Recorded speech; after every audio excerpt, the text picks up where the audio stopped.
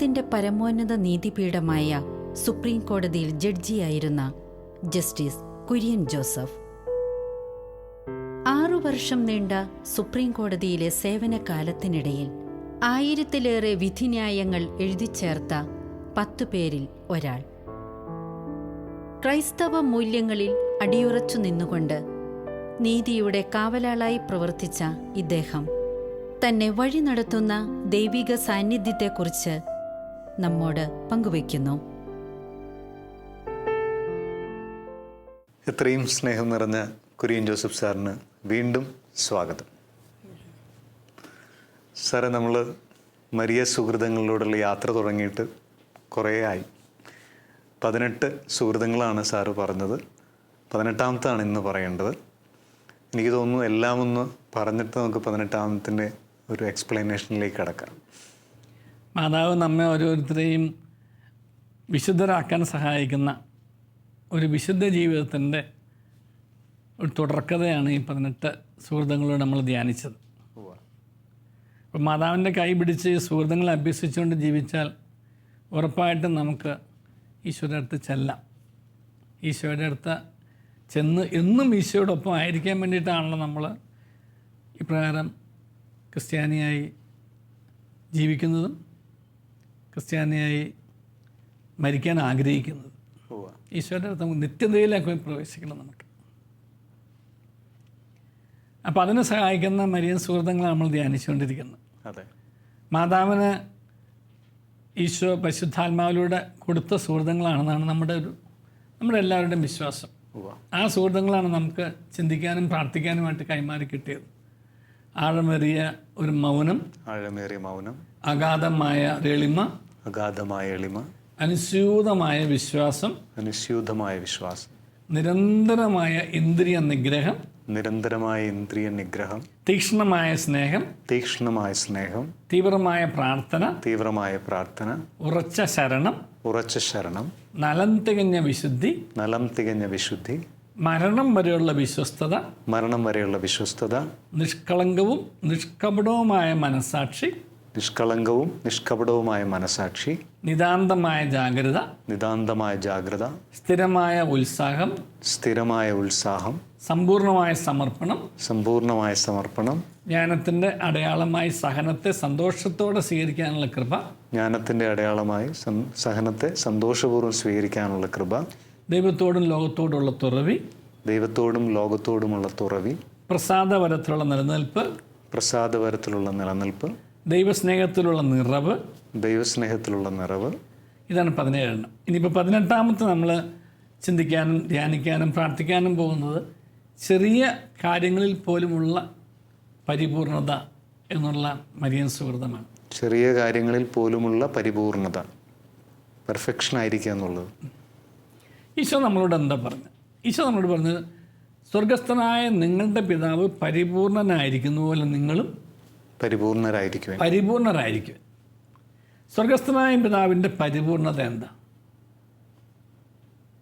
എല്ലാത്തിലും പരിപൂർണതയാണ്. ത്രിത്വൈക സ്നേഹത്തിൽ ത്രിത്വമായിരിക്കുന്നതിൽ എല്ലാത്തിനകത്ത് പെർഫെക്ഷനാണ്. God is perfect. ചില കാര്യങ്ങളിൽ മാത്രമല്ല, എല്ലാത്തിലും. സ്വർഗസ്ഥനായ പിതാവ് പരിപൂർണനാണ്. ദൈവത്തിൽ ഒന്നിൻ്റെയും ഒരു കുറവ് കാണാൻ കഴിയില്ല. എല്ലാത്തിൻ്റെയും നിറവാണ് ദൈവം. ആ സ്വർഗത്തിൻ്റെ അല്ലെങ്കിൽ ദൈവത്തിൻ്റെ പരിപൂർണത കൈമാറി കൊടുക്കാൻ ദൈവത്തിൻ്റെ അമ്മയാവാൻ ദൈവം തിരഞ്ഞെടുത്ത പരിശുദ്ധ അമ്മ. ആ അമ്മ നമ്മളോട് പറയുന്നു, പിതാവ് പരിപൂർണരായിരിക്കുന്ന പോലെ നിങ്ങളും പരിപൂർണരാവാൻ നോക്കണം. ആ പരിപൂർണത നിങ്ങൾക്ക് നഷ്ടപ്പെടുന്നത് വൻകാര്യങ്ങളിലല്ല, ചെറിയ കാര്യങ്ങളിലാണ്. ഈശോ വീണ്ടും നമ്മളോട് പറയുന്നു, അല്പകാര്യങ്ങളിൽ വിശ്വസ്തനായ നിന്നെ ചെറിയ കാര്യങ്ങളിൽ വിശ്വസ്തനായിരിക്കുന്നവനെ വലിയ കാര്യങ്ങൾ. ചെറിയ കാര്യങ്ങൾ അവിശ്വസ്തനായിരുന്നാലോ വലിയ കാര്യങ്ങൾ ഏൽപ്പിക്കില്ല. അപ്പം നമുക്ക് എന്തുകൊണ്ടാണ് നമ്മുടെ ജീവിതത്തിൽ നമുക്ക് വൻകാര്യങ്ങൾ നടക്കാത്തത്? എന്തുകൊണ്ടാണ് നമുക്ക് നമ്മുടെ ജീവിതത്തിൽ വൻ സ്ഥാനങ്ങൾ ലഭിക്കാത്തത്? ആഗ്രഹിച്ചിട്ടും അർഹതയുണ്ടായിരുന്നിട്ടും സാധ്യത ഉണ്ടായിരുന്നിട്ടും എന്തുകൊണ്ട് നമുക്ക് വൻകാര്യങ്ങൾ ചെയ്യാൻ പറ്റുന്നില്ല? ഒരു ആത്മശോധന നമ്മൾ ചെയ്യുകയാണെന്നുണ്ടെങ്കിൽ ഈ ദൈവവചനത്തിൻ്റെ അടിസ്ഥാനത്തിൽ മാത്രമേ സാധിക്കുകയുള്ളൂ. അല്പകാര്യങ്ങളിൽ ദൈവത്തോട് വിശ്വസ്തത പുലർത്തുന്നവനെ മാത്രമേ ദൈവം വൻ കാര്യങ്ങൾ ഏൽപ്പിക്കുകയുള്ളൂ. ചെറിയ കാര്യങ്ങളിൽ ദൈവത്തോട് അവിശ്വസ്തത പുലർത്തുന്നവന് ദൈവത്തിന് പോലും വൻ കാര്യങ്ങൾ ഏൽപ്പിക്കാൻ കഴിയില്ല. കാരണം അവൻ അവിടെയും അവിശ്വസ്തനായിരിക്കും. ഇങ്ങനെ ഒരു വചനമുണ്ട്, ചെറിയ കാര്യങ്ങൾ അവഗണിക്കുന്നവൻ അല്പാൽപമായി നശിക്കും. അത് എൻ്റെ ഒരു ഓർമ്മ ശരിയാണെങ്കിൽ സുഭാഷിതങ്ങളെന്നാണ് എൻ്റെ ഓർമ്മ. എന്തോ ആവട്ടെ. കാരണം എന്താ, ഇത് ഒരു ചെറിയൊരു കുടുക്ക് വഴിയാണ്, നാശത്തിലേക്കുള്ള ഒരു വഴി വിശാലമായിട്ട് തുറന്നിട്ട് കഴിഞ്ഞിട്ട് നമ്മളെ ചെറിയ ചെറിയ ചെറിയ കാര്യങ്ങളിലേക്ക് കൊണ്ടുപോകുന്നു. നമ്മൾ ഞാനൊരു പണ്ടൊരു കഥ കേട്ടിട്ടുള്ളത് വനത്തിൽ നടക്കുന്ന സംഭവം എന്നാണ് പറയുന്നത്. കുരങ്ങനെ പിടിക്കാനായിട്ട് ഉപയോഗിക്കുന്ന ഒരു വഴി. കുരങ്ങനെ ഏറ്റവും ഇഷ്ടമുള്ളതാണ് കപ്പലണ്ടി. അത് ഈ കപ്പലണ്ടി ഇങ്ങനെ കുറച്ച് എടുത്ത് കൊടുത്ത് അവസാനം ഒരു വലിയ പൊത്തുള്ള മരത്തിലേക്ക് കൊണ്ടുപോകും. എന്നിട്ട് ആ പൊത്തിനകത്ത് നിറച്ച് കപ്പലണ്ടി ഇടും. അപ്പോൾ ഈ കപ്പലണ്ടി ഓരോന്ന് പെറുക്കി എടുത്ത് കുരങ്ങ് ഈ മരത്തിൽ ചെന്നിട്ട് പൊത്തിൻ്റെ ഉള്ളിൽ കൈയിട്ടിട്ട് അവിടെയുള്ളത് മുഴുവൻ വാരിയെടുക്കും. വാരിയെടുത്ത് കഴിഞ്ഞിട്ട് കുരങ്ങ് കൈ വിടില്ല. കാരണം കിട്ടിയത് നഷ്ടപ്പെടാൻ കുരങ്ങിന് ഇഷ്ടമില്ല. അവിടെ കുടുങ്ങി കിടക്കും. ആ കൈ അവിടെ ഇട്ടിട്ട്, ആ കയ്യിൽ കിട്ടിയ കപ്പലണ്ടി അവിടെ ഇട്ടിട്ട് കൈ വലിച്ചാൽ കൈ പോന്നേനെ. കുരങ്ങ കൈ വലിക്കില്ല. കുരങ്ങൻ്റെ സ്വഭാവം അനുസരിച്ച് കൈ കിട്ടിയതൊന്നും കളയില്ല. നമ്മളൊക്കെ ഈ തരം സ്വഭാവത്തിൽപ്പെട്ടത്. ചെറിയ കാര്യങ്ങളിൽ നമ്മൾ അവിശ്വസ്തത ആരംഭിച്ച് വലിയ കാര്യങ്ങളിൽ പോലും നമ്മൾ കുടുങ്ങിപ്പോകുന്നു. കള്ളത്തിൽ കുടുങ്ങിപ്പോകുന്നു. വലിയ കെണിയിൽ പോയി വീഴുന്നു. ആ കെണി നമ്മുടെ നാശത്തിന് കാരണമാവുകയും ചെയ്യുന്നു. വചനത്തിൻ്റെ വ്യാഖ്യാനം ഇതിനേക്കാൾ നന്നായിട്ടൊരു ചെറിയ ഉപമയിലൂടെ നമുക്ക് പറയാൻ സാധിക്കില്ല. ഉദാഹരണത്തിലൂടെ സംഭവിക്കുന്നതാണ്. അപ്പോൾ ഈ ചെറിയ കാര്യങ്ങൾ വിശ്വസ്തനായിരിക്കുന്നവന് മാത്രമേ ദൈവത്തിന് പോലും വിശ്വസിക്കാൻ സാധിക്കുകയുള്ളൂ. ദൈവത്തോടുള്ള മൈത്രി ലോകത്തോടുള്ള ശത്രുതയല്ല. അവിടെയാണ് ഒരു വ്യത്യാസം. ലോകത്തോടുള്ള മൈത്രി ദൈവത്തോടുള്ള ശത്രുതയാണ്. ദൈവത്തോട് മൈത്രി വന്നതുകൊണ്ട് ലോകത്തോട് ശത്രുത വേണമെന്നില്ല. കാരണം ഈ ലോകത്തിൽ നമ്മൾ ജീവിക്കാൻ വേണ്ടിയിട്ടാണ് ദൈവം നമ്മെ മനുഷ്യനായി സൃഷ്ടിച്ചതും മനുഷ്യനായി ജീവിക്കാൻ അനുവദിച്ചുകൊണ്ട് ഈ ലോകത്തിൽ നമ്മൾ പറഞ്ഞയച്ചിരിക്കുന്നത്. ആ ലോകത്തിന് അനുരൂപരാവരുന്നേ പറഞ്ഞിട്ടുള്ളൂ. ലോകത്തോട് ശത്രുത പുലർത്താൻ പറഞ്ഞിട്ടില്ല. ഈ ലോകത്തിനോട് നിങ്ങൾ അനുരൂപരാവരുത്. കാരണം ലോകവും അതിൻ്റെ ആശകളും നമ്മളെ കെണിയിൽ വീഴ്ത്തരുത്. നേരെ മറിച്ച് ലോകത്തോടൊരു ശത്രുതയോടുകൂടി നമ്മൾ കാണേണ്ട കാര്യമില്ല. കാരണം ലോകത്തിലാണ് നമ്മൾ ജീവിക്കുന്നത്. ആ ലോകം എന്നുള്ളതിനെ ഒരു വിശുദ്ധന്മാർ കണ്ടിരുന്നത് നമ്മളെ പാപത്തിലേക്ക് നയിക്കുന്ന ലോകമാണ്. ആ ലോകത്തോടുള്ള ശത്രുത എന്നുള്ളൊരു അർത്ഥം ഉണ്ട് അതിനകത്ത്. അത് മറക്കരുത്. നമ്മെ പാപത്തിൽ വീഴ്ത്തുന്ന ഒരു ലോകം, അതിന് ഒരു ഇൻവെർട്ടർ കോമയിൽ ലോകം എന്ന് പറയേണ്ടി വരും. ആ ലോകത്തോട് ശത്രുത വേണം. നേരെ മറിച്ച് നമ്മൾ ജീവിക്കുന്ന ഒരു ലോകത്തോട്, കാരണം അങ്ങനെയാണെങ്കിൽ നമുക്ക് ജീവിതത്തിൽ സാധാരണ കാര്യങ്ങൾ പോലും ഒന്നും ചെയ്യാൻ സാധിക്കില്ല. എല്ലാത്തിൽ നിന്നും മുക്തി പ്രാപിച്ച് നമ്മൾ ഒരു താപസനായ വിശുദ്ധ അന്തോണീസ് ഉണ്ടായിരുന്നു. പിന്നെ മരുഭൂമിയിൽ പോയിട്ട് തൂണ് സ്ഥാപിച്ച് തൂണിലെ അന്തോണീസ് എന്ന് പറഞ്ഞാണ് അറിയപ്പെടുന്നിരിക്കുന്ന വിശുദ്ധനെ കുറിച്ച്. സർവ്വം മുക്തി പ്രാപിച്ചു പോകുന്നു, സർവ്വവും ഉപേക്ഷിച്ച് പോയിരുന്ന ഒരു, അതല്ല കർത്താവ് നമ്മളിൽ ആഗ്രഹിക്കുന്നത്. നമ്മൾ ആഗ്രഹിക്കുന്നത് ലോകത്തിൽ ജീവിക്കാൻ വേണ്ടിയിട്ടാണ്. ഞാൻ സാധാരണ ഉപയോഗിക്കുന്ന ഒരു ഉപമയുണ്ട്. നമ്മളൊരു വഞ്ചിയാണെന്ന് സങ്കല്പിക്കുക. വഞ്ചി എവിടെയാണ് കിടക്കുക? വെള്ളത്തിലാണ് കിടക്കുന്നത്. പക്ഷെ വെള്ളം വഞ്ചിയിലുണ്ടാവുമോ? വെള്ളം വഞ്ചിയിൽ വന്ന് വഞ്ചി മുങ്ങും. അപ്പോൾ നമ്മളാകുന്ന നമ്മുടെ ജീവിതം ലോകത്താണ്, പക്ഷെ ലോകം നമ്മുടെ ഉള്ളിലില്ല. അതാണ് ലോകത്തിന് അനുരൂപരാകുന്നത്. അപ്പം വഞ്ചി വെള്ളത്തിലാണെങ്കിലും വെള്ളം വഞ്ചിയിൽ കയറാൻ അനുവദിക്കാത്തതുപോലെ നമ്മൾ ലോകത്തിലാണെങ്കിലും ലോകം നമ്മിൽ ഭരണം നടത്താൻ അനുവദിക്കരുത്. ഇതാണ് കർത്താവ് പറഞ്ഞിട്ടുള്ളത്. ലോകത്തിൽ ജീവിക്കുക ലോകത്തിൻ്റെതല്ലാതെ. ലോകത്തെ കീഴടക്കാനാണ് ദൈവം നമ്മുടെ ആവശ്യം. സൃഷ്ടിയുടെ ആരംഭത്തിൽ പറഞ്ഞത് ലോകത്തിലുള്ള സകലതയും നിങ്ങൾ കീഴടക്കണം എന്നാണ്. കാരണം ലോകം നിങ്ങളെ ഭരിക്കാൻ, കാരണം സാത്താൻ നിങ്ങളെ ഭരിക്കാൻ അനുവദിക്കരുത്. നിങ്ങൾ സാത്താനെ അടിമപ്പെടുത്തണം. കീഴ്പ്പെടുത്തണം. ലോകത്തെ കീഴ്പ്പെടുത്തി സർവത്തിൻ്റെ ആധിപത്യം ദൈവം നമുക്ക് തന്നിരിക്കുകയാണ്. സാത്താൻ്റെ മേലുള്ള ആധിപത്യം ദൈവം നമുക്ക് തന്നിരിക്കുക. അപ്പോൾ ഈ നമ്മൾ ഈ ചെറിയ കാര്യങ്ങളിൽ പോലുള്ളൊരു വിശ്വസ്തത എന്ന് പറയുമ്പോൾ ലോകത്തോടുള്ള ഒരു ഒരു ഒരു ഒരു ഒരു മൈത്രിയാണ് ദൈവത്തോട് നമ്മൾ അകറ്റുന്നത്. നേരെ മറിച്ച് ദൈവത്തോടുള്ള മൈത്രി ലോകത്തിൽ നമ്മൾ അകറ്റുന്നില്ല. കാരണം ലോകത്തോട് കുറെ കൂടി വിശ്വസ്തരാവാൻ നമ്മൾ കുറെ കൂടി അല്ല, ഏറ്റവും നല്ല രീതിയിൽ വിശ്വസ്തരാവാനായിട്ട് ദൈവം നമ്മെ സഹായിക്കണം. കാരണം ദൈവത്തെ നമ്മൾ ലോകത്തിന് പരിചയപ്പെടുത്തുക ചെയ്യുന്നു നമ്മിലൂടെ, എന്നിലൂടെ. ദൈവത്തെ എന്നിലൂടെ ഞാൻ ലോകത്തിന് പരിചയപ്പെടുത്തണമെന്നുണ്ടെങ്കിൽ ദൈവത്തോട് ഞാൻ വിശ്വസ്തനായിരിക്കണം. ദൈവത്തിൻ്റെ വിശ്വസ്തനായ ഞാനാണ് ലോകത്തെ ദൈവത്തിന് പരിചയപ്പെടുന്നത്. ഇതുകൊണ്ടാണ് നമ്മുടെ സംസ്കാര ശുശ്രൂഷയിൽ പങ്കെടുത്തിട്ട് എല്ലാവർക്കും അറിയാമായിരിക്കും, ഈ സിറുമല മറിയത്തിൽ അവിടെ വിശ്വസ്തനായ ഭൃത്യർക്ക് വാഗ്ദാനം ചെയ്തിരിക്കുന്ന ദൈവരാജ്യത്തിലേക്ക് ദൈവം നിന്നെ പ്രവേശിപ്പിക്കുമാറാകട്ടെ എന്നാണ് മുടി അണിയിക്കുമ്പോൾ പറയുന്നത്. ഞാൻ നല്ലവണ്ണം യുദ്ധം ചെയ്തു, ഞാൻ എൻ്റെ ഓട്ടം പൂർത്തിയാക്കി, വിശ്വാസം സംരക്ഷിച്ചു, അതിനാൽ നീതിയുടെ ന്യായാധിപനായ ദൈവം നീതിയുടെ മുടി എന്നെ അണിയിക്കുമാറാകട്ടെ എന്ന് ശുശ്രൂഷ പറയുമ്പോൾ വൈദികൻ മുടി വെച്ചുകൊണ്ട് പറയുന്നൊരു പ്രാർത്ഥനയാണ്. വിശ്വസ്തനായ ഭൃത്യർക്ക് ദൈവം വാഗ്ദാനം ചെയ്തിരിക്കുന്ന സ്വർഗഭാഗ്യത്തിലേക്ക് ദൈവം നിന്നെ പ്രവേശിപ്പിക്കുമാറാകട്ടെ, സ്വർഗരാജ്യത്തിലേക്ക് പ്രവേശിപ്പിക്കുമാറാകട്ടെ. ഈ വിശ്വസ്തത എന്നുള്ളത് ചെറിയ കാര്യങ്ങളിൽ പോലുമുള്ള വിശ്വസ്തതയാണ്. ദൈവത്തോടുള്ള പൂർണ്ണമായ വിശ്വസ്തത.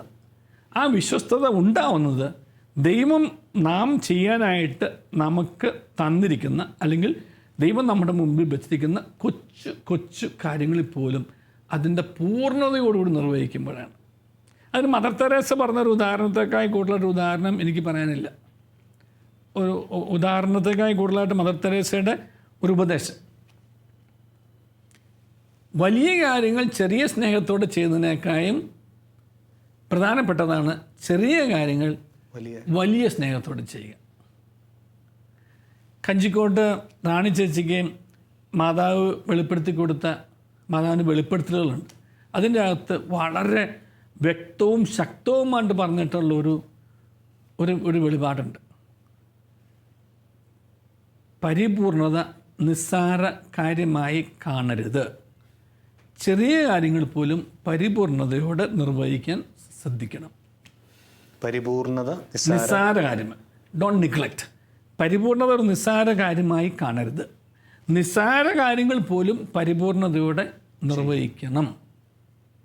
കാരണം നിസ്സാര കാര്യങ്ങൾ ഇപ്പോൾ ചെറിയ കാര്യം ലോകത്തിൻ്റെ ദൃഷ്ടിയിൽ ചെറുതായി കാണുന്ന കാര്യങ്ങൾ ദൈവത്തിൻ്റെ ദൃഷ്ടിയിൽ വലുതാണ്. കാരണം ദൈവം കാര്യങ്ങളുടെ ചെറുപ്പ വലിപ്പമല്ല നോക്കുന്നത്. ദൈവം നാം ഓരോരുത്തരും അതിൽ അർപ്പിക്കുന്ന നമ്മുടെ മനസ്സിൻ്റെ പൂർണ്ണതയാണെന്ന് നോക്കുന്നത്. അപ്പം ആ പരിപൂർണതയോടുകൂടി ആ ചെറിയ കാര്യങ്ങൾ നിർവഹിക്കുമ്പോൾ അത് ദൈവത്തിന് പ്രീതികരമായിട്ട് മാറും.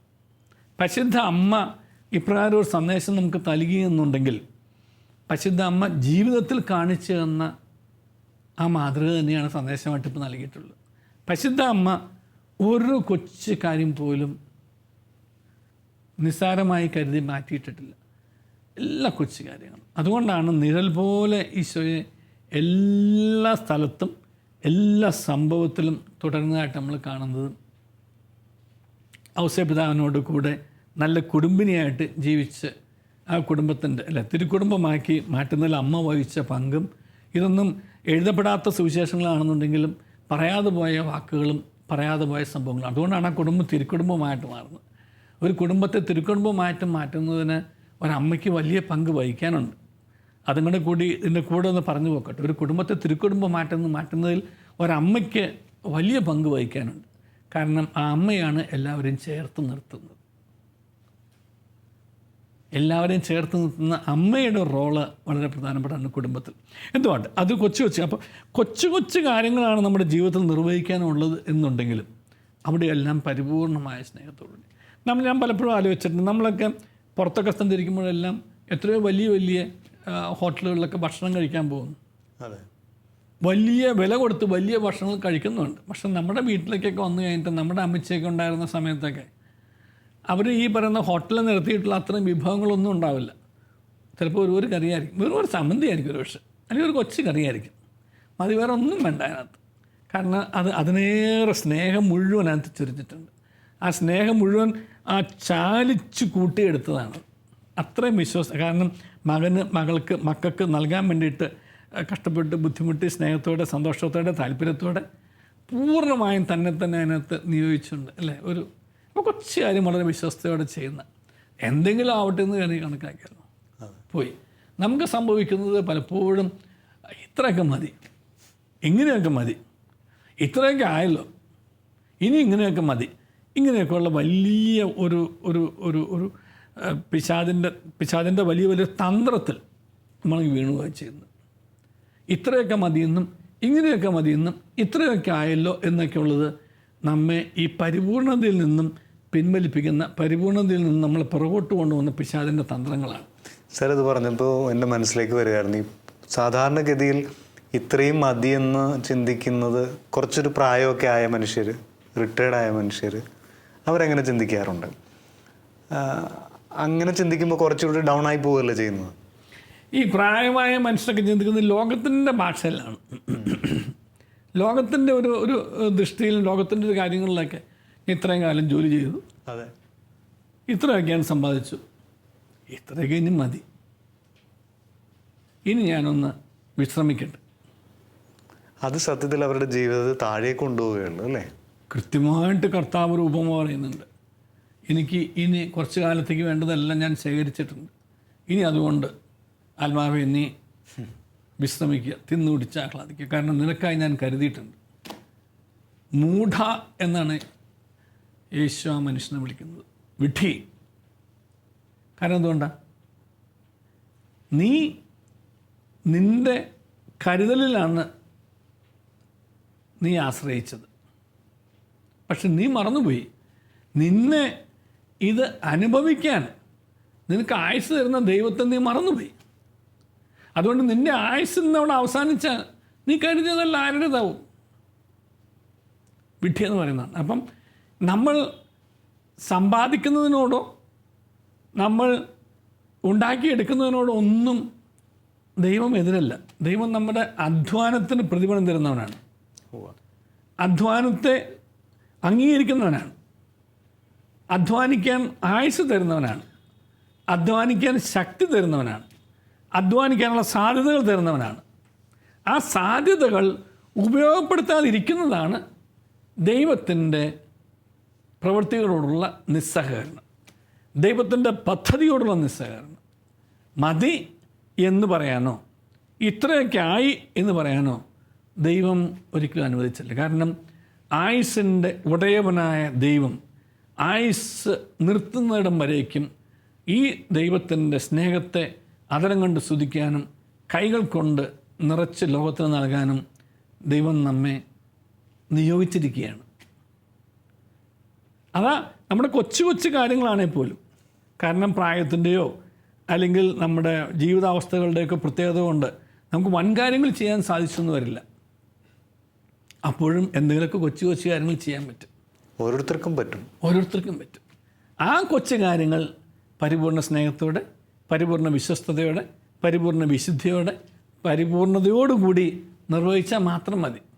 അതുവഴിയായിട്ട് വലിയൊരു അഭിഷേകം ആ ശുശ്രൂഷയുടെ ഭാഗമാകുന്നവർക്ക് ലഭിക്കുകയും ചെയ്യും. ഞാനൊരു അനുഗ്രഹമാകണം എന്ന് കർത്താവ് ആഗ്രഹിച്ചതിൻ്റെ കാരണം അതാണ്. കാരണം കൊച്ചു കൊച്ചു കാര്യങ്ങൾ അതിൻ്റെ പരിപൂർണതയോട് നിർവഹിക്കുന്നവർ, ആ നിർവഹിക്കപ്പെടുന്ന വീടാണെങ്കിലും നിർവഹിക്കപ്പെടുന്ന ശുശ്രൂഷ മേഖലയാണെങ്കിലും ജോലി ചെയ്യുന്ന സ്ഥലമാണെങ്കിലും അവരൊരു അനുഗ്രഹമായിരിക്കും. സാർ ഇപ്പം റിട്ടയർഡ് ആയതിനു ശേഷം കുറേ കൂടി തിരക്കായെന്ന് തോന്നുന്നു, ശരിയാണോ? റിട്ടയർഡ് ആയതിനു ശേഷം ഞാൻ ജോലിയിലുണ്ടായിരുന്നേക്കാൾ കൂടുതൽ 10 ഇരട്ടി തിരക്കായതിനകത്ത്. എന്തുകൊണ്ടാണ് അത്രയും തിരക്കായത്? ഒരു സാമാന്യ രീതിയിൽ ഉത്തരം പറഞ്ഞു കഴിഞ്ഞാൽ ജോലി ഉണ്ടായിരുന്നപ്പോൾ ജോലി ചെയ്താൽ മതിയായിരുന്നു. അപ്പോൾ ജോലി ഇല്ലാത്തതുകൊണ്ട് പിന്നെ എല്ലാ ജോലികളും ചെയ്യണം. അപ്പോൾ പിന്നെ നമുക്ക് എവിടെ പ്രസംഗിക്കാൻ വിളിച്ചാലും പോകണം. ഞാനിപ്പോൾ നടത്തുന്ന എൻ്റെ പ്രൊഫഷണൽ ഉത്തരവാദിത്തങ്ങൾ ഡൽഹിയിൽ വെച്ചാൽ അതും നിർവഹിക്കുന്നുണ്ട്. അപ്പോൾ പിന്നെ യാത്ര കൂടി, തിരക്കുകൾ, പരിപാടികൾ കൂടി, ആവശ്യങ്ങൾ കൂടി, അതുപോലെ ഞാൻ ഉത്തരവാദിത്തങ്ങളുണ്ടല്ലേ? ഒഫീഷ്യൽ ഉത്തരവാദിത്തങ്ങൾ ചെയ്യുന്നില്ല, ഒഫീഷ്യൽ ജോലികൾ ചെയ്യുന്നുണ്ട്. ആർബിട്രേഷൻ, മീഡിയേഷൻ, കൺസൾട്ടേഷൻ തുടങ്ങിയുള്ള ജോലികൾ ഞാൻ ചെയ്യുന്നുണ്ട്. അത് സ്വന്തമായി ഞാൻ ചെയ്യുന്നതാണ്, വേറെ ഒരു ജോലി ഞാൻ എടുത്തത് സ്വന്തമായി ഞാൻ ചെയ്യുന്നത്. അതിനോടൊപ്പമാണ്. അപ്പോൾ പിന്നെ ഈ വിളിക്കുന്നിടത്തെല്ലാം കഴിവിൻ്റെ പരമാവധി ഞാൻ ഓടിയെത്താൻ നോക്കുന്നുണ്ട്. അതുപോലെ ജഡ്ജി ആയിരുന്ന സമയത്ത് എനിക്ക് ചില ഔദ്യോഗിക ഉത്തരവാദിത്തങ്ങൾ സഭയിൽ എടുക്കാൻ വയ്യായിരുന്നു, പാടില്ലായിരുന്നു, റെസ്ട്രിക്ഷൻ ഉണ്ടായിരുന്നു. ആ റെസ്ട്രിക്ഷൻ മാറിയോണ്ട് ചില ഉത്തരവാദിത്തങ്ങൾ ഞാൻ ചില സമിതികളിലൊക്കെ എടുത്തിട്ടുണ്ട്. അപ്പോൾ അതിൻ്റെ മീറ്റിങ്ങുകൾ അങ്ങനെ എല്ലാം കൂടി ഭയങ്കര തിരക്കായി. പക്ഷെ എന്നിരുന്നാൽ പോലും എനിക്കൊരു വളരെ സന്തോഷമുള്ളത്, എന്നെ ദൈവം ഏൽപ്പിച്ചിരുന്ന ഉത്തരവാദിത്തങ്ങളുടെ നിർവഹണത്തിൻ്റെ മേഖലയിലെല്ലാം അതിൻ്റെ കൊച്ചു കൊച്ചു കാര്യങ്ങളാണെങ്കിലും അതിനെ നിഗ്ലക്റ്റ് ചെയ്യാതെ അല്ലെങ്കിൽ അതിനെ നിസ്സാരമായി കരുതാതെ അതിൻ്റെ പൂർണ്ണതയോട് നിർവഹിക്കാൻ ഞാൻ പരിശ്രമിച്ചിട്ടുണ്ട് എന്ന് എനിക്ക് ധൈര്യമായിട്ട് പറയാൻ കഴിയും. ഏതെങ്കിലും തരത്തിൽ ദൈവമേ എൻ്റെ ഒരു കുറവ് കൊണ്ട് എന്തെങ്കിലും സംഭവിക്കാൻ ഇടയാവരുതേ എന്നുള്ള പ്രാർത്ഥനയോടുകൂടി ദൈവത്തിൽ ആശ്രയിച്ചുകൊണ്ട് കൊച്ചു കാര്യങ്ങൾ പോലും ശ്രദ്ധിച്ച് അതിൻ്റെ പൂർണ്ണതയിൽ നിർവഹിക്കാൻ, കൊച്ചു കേസാണെങ്കിൽ നമ്മളിപ്പോൾ സാധാരണ സുപ്രീം കോടതിയിലൊക്കെ ഇരിക്കുമ്പോൾ നമ്മൾ പിന്നെ കൈകാര്യം ചെയ്യുന്ന വലിയ വലിയ കേസുകൾ കോടികളുടെ അതായിരിക്കും. പക്ഷേ ഇതിരുന്നാൽ പോലും ഒരു ചെറിയൊരു പ്രൊമോഷൻ്റെ, ഒരു ഇൻക്രിമെൻറ്റിൻ്റെ, അല്ലെങ്കിൽ ഒരു സ്ഥലമെടുപ്പിൻ്റെ, ഒരു 5 സെൻറ്റ് സ്ഥലത്തിൻ്റെ, അങ്ങനെയുള്ള കൊച്ചു കൊച്ചു കാര്യങ്ങൾ ചെയ്യുമ്പോൾ അതുവഴി ഞാൻ കാണുന്ന ഒരു സന്തോഷമുണ്ടല്ലോ. അത് സന്തോഷമുള്ള കാരണം നീതി എന്നുള്ള ദൃശ്യവും സ്പർശവുമായിട്ടൊരു സാധാരണക്കാരൻ്റെ കൈകളിലേക്ക് എത്തുന്നതിനേക്കാൾ കൂടുതലായിട്ട് നമുക്ക് വേറെ ഒന്നും ഒരു സന്തോഷം തരുന്നതായിട്ട് എൻ്റെ മനസ്സിൽ തോന്നിയിട്ടില്ല. അപ്പം ഈ കൊച്ചു മനുഷ്യരുടെ കാര്യത്തിലും കൊച്ചു കാര്യങ്ങളിലും കൊച്ചു ഇടപാടുകളിലും ഒക്കെ പുലർത്തുന്ന ആ ഒരു നിഷ്ഠ, അതിൻ്റെ കൃത്യതയും വ്യക്തതയും പൂർണ്ണതയും ഉണ്ടാവണം എന്നുള്ളൊരാഗ്രഹം, അതോടുകൂടി ആ ഒരു ആഗ്രഹത്തോടും ആ ഒരു ഉദ്ദേശത്തോടും ആ ഒരു സമർപ്പണത്തോടും കൂടി അവിടെയും പ്രകടമാകുന്ന ദൈവത്തിൻ്റെ വലിയ സന്തോഷമാണ്. കാരണം കൊച്ചു കാര്യങ്ങളിലുള്ള വിശ്വസ്തത ദൈവത്തിന് നൽകുന്ന വലിയ മഹത്വമാണെന്നുള്ള തിരിച്ചറിവോടെ നിർവഹിക്കുമ്പോൾ അതിൻ്റെ ശുശ്രൂഷ ചെയ്യപ്പെടുന്നവർക്കും ഗുണമുണ്ടാകുകയും ചെയ്യും, ശുശ്രൂഷിക്കുന്ന നമുക്കും വലിയൊരു ആത്മസന്തോഷം ഉണ്ടാകുകയും ചെയ്യും. കാരണം ദൈവം നമുക്ക് ഒരു വലിയൊരു നിറവ് നമുക്ക് അനുഭവപ്പെടാൻ സാധിക്കും, ദൈവത്തിൻ്റെ നിറവ്. തീർച്ചയായിട്ടും സാറ് നമ്മുടെ രാജ്യത്തിൻ്റെ പരമോന്നത നീതിപീഠത്തിൽ ജസ്റ്റിസ് ആയിരുന്ന ഒരാളാണ്. അപ്പോൾ കുഞ്ഞുനാൾ തൊട്ടുള്ള ഒരു പരിപൂർണത, ചെറിയ കാര്യങ്ങളിലുള്ള പരിപൂർണതയാണ് സാറിനെ ആ ഒരു നിലയിൽ എത്തിച്ചത്. മാതാവിൻ്റെ സഹായം ഉറപ്പായിട്ടും ഉണ്ടെന്ന് സാറിൻ്റെ വാക്കുകളിലുണ്ട്. കുഞ്ഞുനാളിൽ അത്തരം ആ ഒരു പരിപൂർണത ഉണ്ടാകാനായിട്ട് കുഞ്ഞുനാൾ തൊട്ട് സഹായിച്ചിട്ടുള്ളത് എന്താണ്? അത് എന്നെ ദൈവത്തോട് ചേർത്ത് നിർത്താൻ പരിശ്രമിച്ച മാതാപിതാക്കന്മാരുടെയും എൻ്റെ സഹോദരങ്ങളുടെയൊക്കെ ആയിട്ടുള്ള വലിയ പരിശ്രമമുണ്ട് അതിനകത്ത്. കാരണം നമുക്ക് അന്നൊക്കെ ചെയ്യാൻ കഴിയുന്ന കൊച്ചു കൊച്ചു കാര്യങ്ങളേ ഉള്ളൂ. പക്ഷെ ആ കൊച്ചു കൊച്ചു കാര്യങ്ങളാണെങ്കിലും അതിൻ്റെ പൂർണ്ണ വിശുദ്ധിയോടും പൂർണ്ണതയിലും നമ്മൾ നിർവഹിക്കാൻ ശ്രമിക്കുമ്പോൾ അതിന് ദൈവത്തിൻ്റെ വലിയൊരു അനുഗ്രഹം കൃപയായിട്ട് നിറയുന്നത് എനിക്ക് അനുഭവപ്പെട്ടിട്ടുണ്ട്. ആ കൊച്ചു കാര്യം മതി അതിനകത്ത്. നമുക്ക് ഓരോ പ്രായത്തിലും ഓരോ പരുവത്തിലും നമുക്ക് ദൈവം തരുന്ന സാധ്യതകൾ വളരെ ചെറിയ സാധ്യതകളാണ്. ആ ചെറിയ സാധ്യതകളിലും ഒക്കെ പോലും അത് പിന്നെ ദേവാലയത്തിൽ കുർബാനയ്ക്ക് പിന്നെ അൽത്താര ബാലനായിട്ട് തുടങ്ങുന്ന കാര്യത്തിലാണെങ്കിലും കൊച്ചു കൊച്ചു ഭക്തസംഘടനകൾ പ്രവർത്തിക്കുന്ന കാര്യങ്ങളിലാണെങ്കിലും ആ പ്രവർത്തിക്കുന്ന മേഖലകളിലെല്ലാം അതിൽ തന്നെ അതിൻ്റെ ഒരു ഒന്നും ബാക്കി വയ്ക്കാനുണ്ടാവരുത്. എന്നോട് ഞാൻ ജഡ്ജിയായിരുന്ന സമയത്ത്, ജഡ്ജിയായി ആദ്യം ജോലിയിൽ പ്രവേശിക്കുന്ന സമയത്ത് ഒരു ഉപദേശം എൻ്റെ ഒരു മുതിർന്ന ജഡ്ജി എനിക്ക് തന്നായിരുന്നു. ഒരു ജഡ്ജ്മെൻ്റ് എഴുതി കഴിഞ്ഞാൽ എന്തെങ്കിലും വിട്ടുപോയി എന്ന് നാളെ നിങ്ങൾക്ക് മനസ്സ് കുറ്റപ്പെടുത്താത്തോണം അത്രയും പൂർണ്ണമായിരിക്കണം. അഭിഭാഷകനായിരിക്കുമ്പോഴും ഈ ഉപദേശം കിട്ടിയായിരുന്നു. ഒരു കേസ് വാദിച്ചു കഴിയുമ്പോൾ ഇതും കൂടെ വാദിക്കാമായിരുന്നു എന്ന് നാളെ തോന്നാത്തവണ്ണം അത്രമാത്രം നിങ്ങൾ പ്രിപ്പയർ ചെയ്യണം. അപ്പോൾ ഓരോ കാര്യത്തിലും നമ്മൾ പുലർത്തേണ്ട നിഷ്ഠ എന്നുള്ളത് പണ്ട് മുതലേ എനിക്ക് ചെറുപ്പം മുതലേ കിട്ടിയ ഒരു വലിയൊരു ഭാഗ്യമായി ഞാൻ കരുതുന്നു, വലിയൊരു കൃപയായി ഞാൻ അംഗീകരിക്കുന്നു. അതിനോട് ഒരു നല്ല മനോഭാവം പുലർത്താൻ, ക്രിയാത്മക മനോഭാവം പുലർത്താൻ എന്നാൽ കഴിയുന്ന ഞാൻ ചെയ്തിട്ടുണ്ടെന്ന് എനിക്കൊരു വളരെ താഴ്മയോട് പറയാൻ കഴിയും. ഞാൻ കൃപയോട് സഹകരിച്ചിട്ടുണ്ട്. കൃപയെ ഞാൻ നിസ്സാരമായി കരുതിയിട്ടില്ല. കൃപയോട് സഹകരിച്ചതുകൊണ്ടാണ് ഈ കൊച്ചു കാര്യങ്ങളിൽ പോലും ഈ വിശ്വസ്തത പുലർത്തിക്കൊണ്ടും പൂർണ്ണത പുലർത്തിക്കൊണ്ടും നിർവഹിക്കാൻ സാധിച്ചിട്ടുണ്ട്. അതിൻ്റെ അർത്ഥം എനിക്ക് വീഴ്ച വന്നിട്ടില്ല എന്നോ ഞാൻ തെറ്റ് ചെയ്തിട്ടില്ല എന്നോ ഒന്നുമല്ല. തെറ്റുകളും വീഴ്ചകളും ഒക്കെ ധാരാളമായിട്ട് എൻ്റെ ചെറുപ്പത്തിലും എൻ്റെ യുവത്വത്തിലും തുടർന്നുള്ള കാലഘട്ടങ്ങളിലൊക്കെ സംഭവിച്ചിട്ടുണ്ട്. പക്ഷേ അത് തെറ്റാണെന്ന് തിരിച്ചറിഞ്ഞതിനെക്കുറിച്ച് അനുദപിച്ച് പശ്ചാത്തപിച്ച് ദൈവത്തോട് ഏറ്റുപറയാനും സഹോദരങ്ങൾക്കുണ്ടായ വിഷമങ്ങൾ തിരുത്താനും അതുവഴിയായിട്ട് സഹോദരങ്ങളോടും, അതായത് സമൂഹത്തോടും ദൈവത്തോടും അനുരഞ്ജനം പൂർണ്ണമാക്കാനും ഉള്ള ശ്രമങ്ങൾ കാലാകാലങ്ങളിൽ നടത്താൻ സാധിച്ചതാണ് കൃപയോടുള്ള സഹകരണം എന്ന് പറഞ്ഞത്. സാറേ, മരിയ സുഹൃതങ്ങളിലൂടെയുള്ള ഒരു യാത്ര 18 എത്തിച്ചേരുകയാണ്. നിത്യതയിലേക്കുള്ള യാത്രയാണ് നമ്മൾ ഓരോരുത്തരും ചെയ്യുന്നത്. ആ യാത്രയിൽ മരിയ സുഹൃതങ്ങൾ ധാരാളമായി നമ്മളെ സഹായിക്കുന്നു എന്ന് സാറ് പറഞ്ഞു. സാർ കൂടെ പറഞ്ഞാലും ഞാൻ ഓർക്കുകയാണ്, ഈ 18 എനിക്ക് കിട്ടിയതാണ്, ഇനിയും ധാരാളം ഉണ്ടാകാം. ഒരുപക്ഷെ നമ്മളെ കേൾക്കുന്നവർക്ക് ഇതിൽ കൂടുതൽ കണ്ടെത്താൻ കഴിയട്ടെ. ഇപ്പോൾ ഈ 18 സുഹൃതങ്ങളിൽ എത്തി നിൽക്കുമ്പോൾ അവസാനമായിട്ട് സാറിന് എന്താണ് പറയാനുള്ളത്? ഈ 18 സുഹൃതങ്ങൾ എന്നുള്ളത് ഞാൻ പറഞ്ഞല്ലോ, ആദ്യം നമ്മുടെ അബ്രഹാം കടിക്കുഴി അച്ഛൻ നയിച്ച മരിയൻ ധ്യാനം, കഞ്ചിക്കോട്ട് ശുശ്രൂഷയുടെ ഭാഗമായിട്ട് നയിച്ച മരിയൻ ധ്യാനത്തിലാണ് ആദ്യത്തെ എണ്ണം. ആഴമേറിയ മൗനവും അഗാധമായ എളിമയും അനുസ്യൂതമായ വിശ്വാസവും നിരന്തരമായ നിഗ്രഹവും തീക്ഷ്ണമായ സ്നേഹം തീവ്രമായ പ്രാർത്ഥന ഉറച്ച ശരണം. ഈ 7 സുഹൃതങ്ങളാണ് അന്ന് പാടിപ്പഠിച്ചതും പ്രാർത്ഥിച്ച് ധ്യാനിച്ചതും ധ്യാനിച്ച് പ്രാർത്ഥിച്ചതും സ്വന്തമാക്കിയത്. പിന്നീട് അങ്ങോട്ട് ഇതിനെ തുടർന്നുള്ള ധ്യാനങ്ങളിലാണ്, ചിന്തകളിലാണ്, പ്രാർത്ഥനകളിലാണ് ഓരോന്നും പടിപടിയായിട്ട് ഞാൻ കൂട്ടിച്ചേർക്കുകയായിരുന്നു. എൻ്റെ അമ്മ, എൻ്റെ ആശ്രയമേ, എന്നെ പൂർണ്ണമായിട്ടും ഈശോയുടെ മാത്രം സ്വന്തമാക്കി തീർക്കണമേ എന്നുള്ള സുഹൃദൈവം 4 ഘട്ടങ്ങളിലായിട്ടാണ് ഞാൻ എത്തിച്ചേർന്നത്. ആദ്യമേ എൻ്റെ അമ്മ, എൻ്റെ ആശ്രയം എന്ന് മാത്രമേ ഉണ്ടായുള്ളൂ. അപ്പോൾ എൻ്റെ അമ്മ, എൻ്റെ ആശ്രയമേ എന്നുള്ളത് എന്നെ പൂർണ്ണമായിട്ടും ഈശോയുടെ മാത്രം സ്വന്തമാക്കി തീർക്കണമേ എന്ന് ആക്കി തീർത്ത പോലെ തന്നെ ഈ 7 സുഹൃതങ്ങളിൽ നിന്നും 18 സുഹൃതങ്ങളിലേക്ക് നിരന്തരമായ ഒരു ധ്യാനത്തിൻ്റെയും പ്രാർത്ഥനയുടെയും മാതൃഭക്തിയുടെയും ഭാഗമായിട്ട് ലഭിച്ചതെന്ന് സന്തോഷത്തോടെ, സ്നേഹത്തോടെ, നന്ദിയോടെ ഞാൻ സ്മരിക്കട്ടെ. പരിശുദ്ധ അമ്മയോട് ചേർന്ന് നിന്ന് ഇപ്രകാരം ജീവിതം ആരംഭിക്കുമ്പോൾ നമുക്ക് ഈ മരിയൻ സുഹൃതങ്ങൾ ധ്യാനിക്കുന്നത് വഴിയായിട്ട് ജീവിതത്തെ വളരെ സുന്ദരമാക്കിയും വളരെ വിശുദ്ധമാക്കിയും വളരെ നിർമ്മലമാക്കിയും വളരെ വളരെ വളരെ ലളിതമാക്കിയും കൊണ്ടു നടക്കാനാവും. ക്രൈസ്തവ ജീവിതം എന്നുള്ളത് നമ്മൾ ആരും വിചാരിക്കുന്നതിൽ അത്ര ഒരു ബുദ്ധിമുട്ടുള്ള കാര്യമല്ല. ഇപ്രകാരം നമുക്ക് സഹായിക്കാനായിട്ട് പരിശുദ്ധ അമ്മ കൂടെ ഉള്ളിടത്തോളം കാലം, ഞാൻ എപ്പോഴും പറയുമല്ലോ, അമ്മ കൈ പിടിച്ചിട്ടുണ്ടെങ്കിൽ പിന്നെ നമുക്ക് ഒന്നും പേടിക്കേണ്ട ആവശ്യമില്ല. അപ്പോൾ അമ്മ കൈ പിടിക്കുന്നതിൻ്റെ ഒരു ലക്ഷണങ്ങളാണ് ഈ 18 സുഹൃതങ്ങൾ അഭ്യസിക്കുക എന്നുള്ളത്. അതുകൊണ്ടാണ് ദിവസവും രാവിലെ തന്നെ എൻ്റെ പ്രഭാത പ്രാർത്ഥനയുടെ ഭാഗമായിട്ട് ഈ 18 സുഹൃതങ്ങൾക്ക് വേണ്ടിയിട്ടും ഞാൻ പ്രാർത്ഥിക്കും. അവൻ്റെ സ്വന്തം ജീവിതത്തിൽ 18 സുഹൃതങ്ങളും ഉണ്ടാവണമെന്നും ഇന്ന് നടത്തുന്ന എല്ലാ ശുശ്രൂഷയിലും കണ്ടുമുട്ടുന്ന വ്യക്തികളും ഏർപ്പെടുന്ന വ്യാപാരങ്ങളിലും എല്ലാം ഈ 18 സുഹൃതങ്ങളോടൊപ്പം ഒട്ടേറെ കാര്യങ്ങൾ ഞാൻ പ്രാർത്ഥിക്കാറുണ്ട്. അതിനകത്ത് പിന്നെ പരിശുദ്ധാത്മാവിൻ്റെ വരങ്ങളും ദാനങ്ങളും ഫലങ്ങളെയും കുറിച്ച് പ്രാർത്ഥിക്കാറുണ്ട്.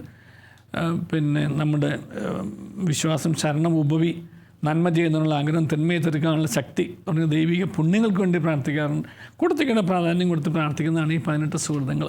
അപ്പോൾ ഈ 18 സുഹൃതങ്ങൾ എന്നുള്ളത് നമ്മുടെ വ്യക്തി ജീവിതത്തിൻ്റെ ഭാഗമായിട്ട് മാറുന്ന വഴിയായിട്ട് നമുക്ക് വിശുദ്ധിയിൽ വളരാൻ തീർച്ചയായിട്ടും ഇത് സഹായിക്കും. അങ്ങനെ സഹായിച്ചു എന്നുള്ളത് എനിക്ക് സന്തോഷത്തോടെ, നന്ദിയോടെ, തൃപ്തിയോടെ കൂടി പറയാൻ കഴിയും. ഇന്നും അതിനുവേണ്ടി പരിശ്രമിച്ചുകൊണ്ടിരിക്കുക. ഒന്നുകൂടി എടുത്തു പറഞ്ഞിട്ട് അതിൻ്റെ അർത്ഥം നമ്മളാരും പൂർണ്ണരായെന്നുള്ളതല്ല. പക്ഷേ നമ്മൾ ഈ പൂർണ്ണതയിലേക്ക് നടന്നെടുക്കുന്നവരാണ്. നമ്മുടെ വീഴ്ചകളിലും താഴ്ചകളിലും ഒക്കെ കരം താങ്ങി നടത്തുന്ന നമ്മുടെ പരിശുദ്ധ അമ്മയോട് ചേർന്നുകൊണ്ട് ഈ സുഹൃതങ്ങൾ ധ്യാനിച്ചുകൊണ്ട് പ്രാർത്ഥിച്ചുകൊണ്ട് ഈ സുഹൃതങ്ങൾ ഉരുവിട്ടുകൊണ്ട് നമ്മൾ ജീവിക്കുമ്പോൾ നമ്മുടെ വീഴ്ചകളിലും താഴ്ചകളിലും പെട്ടുപോകാതെ പിന്നെയും എഴുന്നേറ്റ് കൂടുതൽ ശക്തിയോടുകൂടി, കൂടുതൽ തീക്ഷ്ണയോടുകൂടി, കൂടുതൽ താല്പര്യത്തോടു കൂടി, കൂടുതൽ ആവേശത്തോടു കൂടി, കൂടുതൽ സ്നേഹത്തോടു കൂടി, കൂടുതൽ ഉത്സാഹത്തോടു കൂടി നമുക്ക് ഈ വിശുദ്ധിയുടെ പാതയിൽ മുന്നോട്ട് പോകാൻ സാധിക്കും. അതാണ് പരിശുദ്ധ അമ്മ ഈ മരിയൻ സുഹൃതങ്ങളിലൂടെ നമുക്ക് ഓരോരുത്തർക്കും നൽകുന്നത്. പ്രിയമുള്ളവരെ, പരിപൂർണതയിലേക്കുള്ള ഈ യാത്രയിൽ അല്ലെങ്കിൽ നിത്യതയിലേക്കുള്ള ഈ യാത്രയിൽ, ഈ ഒരു ക്രിസ്തീയ ജീവിതയാത്രയിൽ ഒട്ടും ടഫല്ല എന്ന് സാറ് പറയുമായിരുന്നു. വളരെ സിമ്പിളാണ്. മാതാവിൻ്റെ കൈ പിടിച്ച് വളരെ സിമ്പിളായിട്ടുള്ള ഈ യാത്ര നമുക്ക് അവസാനം വരെ നടത്താം. നിത്യതയിൽ എത്തിച്ചേരട്ടെ. നമ്മളോടൊപ്പം ആയിരുന്ന കുര്യൻ ജോസഫ് സാറിന് ഒത്തിരി നന്ദി. ദൈവത്തിന് നന്ദി.